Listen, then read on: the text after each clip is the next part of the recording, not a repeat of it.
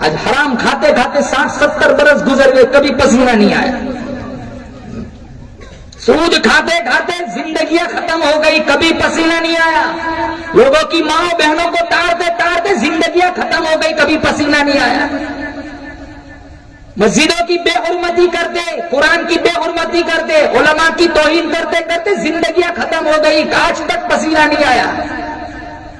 جن لوگوں کو پسینے آتے تھے ان کی زندگیاں کچھ اور تھی۔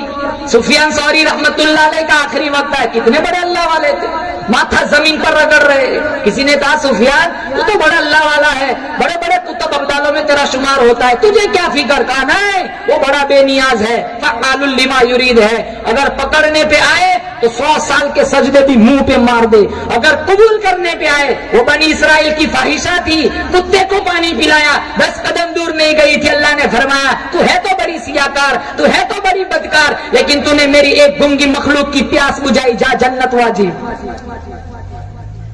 اور پکڑنے پہ آئے مسلمانوں 500 سال کے سجدے بھی منہ پہ مار دے۔ اللہ کو کیا ضرورت ہے؟ ہم 4 نماز کیا پڑھے ساری دنیا کافر نظر آنے لگتی، 100 روپے مسجد میں چندہ دیتے، سینہ چوڑا کر کے چلتے جیسے جنت کے ٹھیکیدار ہو۔ آج ہم اپنے خیال میں متقی بنے پھرتے، خدا کی قسم کل چھلنی لگے گی تب تقویٰ سامنے آئے گا، آج تک پیٹھ پیچھے کیا چلتا رہا۔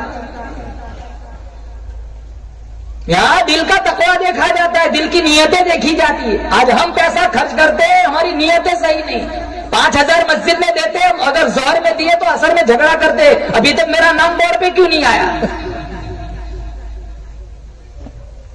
ایسے پیسوں کی اللہ کو کیا ضرورت؟ مدینہ منورہ میں بادشاہ تھا، اس نے مسجد بنائی اور اس کا ایک ذہن تھا کہ اس مسجد میں صرف میرا حصہ لگنا چاہیے اور کسی کا نہیں۔ اتنی عالی شان مسجد بنائی، چاروں طرف اس مسجد کا چرچا ہوا اور اس مسجد پر اس نے اپنا نام لکھوایا۔ رات کو سویا تو اس نے دیکھا فرشتے آ رہے، اس کا نام ہٹا رہے اور ایک عورت کا نام لکھ رہے۔ صبح بگل بجائے فوجیوں کو اکٹھا کیا، جاؤ مسجد کے پاس دیکھو کس کا نام لکھا ہوا ہے۔ وہ سارے فوجی گئے، کہا بادشاہ علی جناب کسی عورت کا نام لکھا ہوا نہیں ہے، آپ ہی کا نام لکھا ہوا ہے۔ اگلے روز پھر سویا، پھر یہی خواب دیکھا، فرشتے اس کا نام ہٹا رہے، ایک عورت کا نام لکھ رہے۔ اس نے دوسرے دن پھر فوجیوں کو بھیجا، جاؤ دیکھ کے آؤ۔ فوجی پھر واپس آئے، کہا علی جناب آپ ہی کا نام لکھا ہوا اور کسی کا نام لکھا ہوا نہیں ہے۔ تیسرے روز پھر یہی خواب دیکھا، چوتھے روز بھی یہی خواب دیکھا تو بادشاہ سوچنے لگا چل میں ہی ملاقات کرتا ہوتا ہوں اس عورت کی۔ بادشاہ پہلے مسجد میں گیا، نام تو اسی کا تھا، عورت کا نہ تھا، لیکن عورت کا نام اس کے ذہن میں تھا۔